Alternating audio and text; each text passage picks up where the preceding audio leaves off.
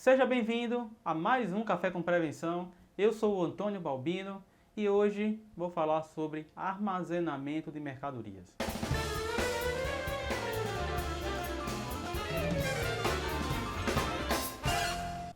Muitos varejistas acabam negligenciando um processo que é fundamental, um processo que é básico, que é o armazenamento de mercadorias, né? O estoque, a estocagem dessa mercadoria, como muitos falam. Então, é algo que tem que ser muito bem planejado. E claro que, quando a gente discute, quando a gente fala sobre prevenção de perdas, um tema que tem que ser recorrente é justamente como essas mercadorias são acondicionadas, se existem processos, se realmente a equipe sabe a importância e sabe como armazenar essa mercadoria, né, e a importância, no caso, do acondicionamento da forma correta. Então, tem algumas etapas e alguns processos que devem ser obrigatoriamente seguidos. Eu sempre digo dessa forma. Então, o primeiro deles é você pensar na tua área física. Tua área realmente é uma área ideal, é uma área adequada para que você possa armazenar os produtos, para que você possa realmente estocar essa mercadoria, porque muitas vezes a gente acaba armazenando mercadoria em corredores, a gente acaba armazenando mercadorias próximo ao recebimento da própria mercadoria ou até mesmo na doca de recebimento de mercadorias. Às vezes a gente acaba armazenando mercadorias em frente a câmaras de resfriados e congelados. E às vezes a gente acaba armazenando mercadorias até mesmo dentro de salas que a gente utiliza no dia a dia, né? No back office, por exemplo, entendeu? Lá no CPD. Isso acontece, tá? Isso é uma prática comum. Uma hora ou outra a gente está encontrando isso no dia a dia, tá? Não é algo que foge da nossa realidade. Porém, eu sempre tento mostrar para o varejista, para o empresário, que ele deve ter um maior cuidado com a sua mercadoria, tá? Ele tem que ter um maior cuidado com esse seu ativo, porque isso pode gerar, além, claro, do próprio esquecimento que vai gerar uma quebra, né, uma perda identificada, ou talvez até não identificada, se já existia algum desvio de mercadoria, muitas vezes você acaba ficando com essa mercadoria e o pessoal esquece que essa mercadoria está em uma antessala, está em outro local.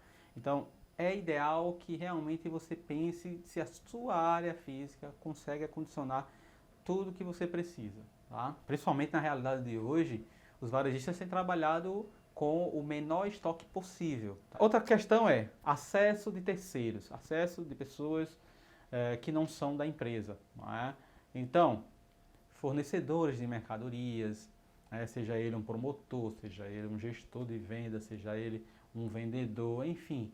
O ideal é que essas pessoas não tenham acesso ao teu estoque. A condição básica é o seguinte: pode acontecer algum tipo de incidente lá, tá? Né, ou acidente no caso, e possa gerar algum problema, né, de saúde para essa pessoa que está acessando esse local. Ele não deveria estar ali, tá? Então, pode acontecer um acidente onde cai alguma estrutura porta-pallet daquela, a gente já viu vários casos assim. Então, esse é o primeiro ponto. Então, quer fechar a porta para terceiros sem gerar nenhum problema? Cara, você não pode entrar porque pode existir a área de risco, pode acontecer de ter algum problema e isso a gente não vai estar assumindo como responsabilidade nossa, então por isso que ninguém entra, tá?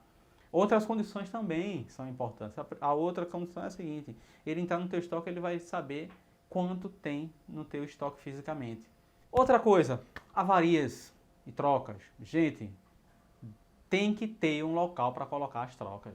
Porque você tem que realmente fazer um pente fino e identificar o que tem troca e o que não tem. O que não tem troca vai para a quebra. E o que tem troca fica lá para que seja negociado. O ideal, como eu já falei para vocês em outros vídeos, é que essa troca seja negociada dentro do teu prazo médio de pagamento. Ou seja, não extrapolar o prazo médio que a empresa tem de pagamento. Então, essa é a premissa básica. Eu já falei sobre isso em algum outro vídeo. Vou deixar até aqui no card, tá? Para que vocês possam assistir esse vídeo que eu falo sobre a questão da troca. Mas tem que ter uma sala fechadinha e separada para armazenar essas avarias, tá bom? Não deixe essas avarias na mesma na mesma torre, às vezes na mesma longarina que tem outros produtos. Gente, pelo amor de Deus. Então, outra coisa importante, câmeras de monitoramento. A gente chega em algumas empresas e acaba tendo muito, mas muito ponto cego dentro dos estoques, gente. Por favor, o mapeamento, vê a necessidade, né, para não deixar pontos cegos, tá? Que assim como existe o furto externo, também existe o furto interno. E não é só para isso que servem as câmeras, é também para você acompanhar, né, se os procedimentos estão sendo seguidos, né, procedimentos e normas estão sendo seguidos dentro da empresa, né, se existe aquele funcionário que é o famoso escorão, né, que você identifica lá no teu estoque. Então, também serve para isso as tuas câmeras de monitoramento, tá ok? Outro ponto importante é o endereçamento. O teu estoque tem que ser endereçado, nem que seja por departamento. Se você não tem como fazer o endereçamento correto, né, de cada posição do estoque, faça ao menos uma departamentalização do teu estoque, né, para que todo mundo saiba onde vai ficar cada um dos produtos dentro daquela rua, daquele setor, tá? Endereçamento é básico. Depois eu vou falar sobre endereçamento, porque eu falei muito pouco aqui sobre endereçamento. Acho que não tem nenhum vídeo específico sobre essa parte do endereçamento, mas eu vou fazer um vídeo para vocês falando especificamente como você, varejista, sem um WMS, consegue fazer um endereçamento que vai conseguir suprir a tua necessidade. E, por último, outro ponto-chave que jamais, nunca deve ser esquecido é a prática do PEPS ou PVPS. Né? Primeiro que entra, primeiro que sai, ou primeiro que vence, primeiro que sai. Por favor, isso é uma coisa que nunca deve ser esquecida. Na hora ou outra a gente encontra algumas pessoas com problema com relação a uma prática tão simples. Isso é básico, tá? E isso parte da empresa. Por que eu digo parte da empresa? Você tem que orientar e cobrar dos seus funcionários, tá? Começar a auditar esses processos. Então, por favor, se você também está só orientando, não está auditando e nem punindo quando encontra algum problema, está simplesmente enxugando gelo, tá? Gente, seguinte, me segue lá no Instagram, tá? A minha ideia é responder as perguntas que vocês fazem aqui lá. Eu ainda não comecei a responder, mas eu vou começar a responder as perguntas de vocês todas por lá, porque a ideia é que elas fiquem salvas e para que vocês possam a todo momento estar verificando, porque às vezes você tem alguma dúvida e pode estar a resposta lá, tá bom? Forte abraço e até o próximo Café com Prevenção.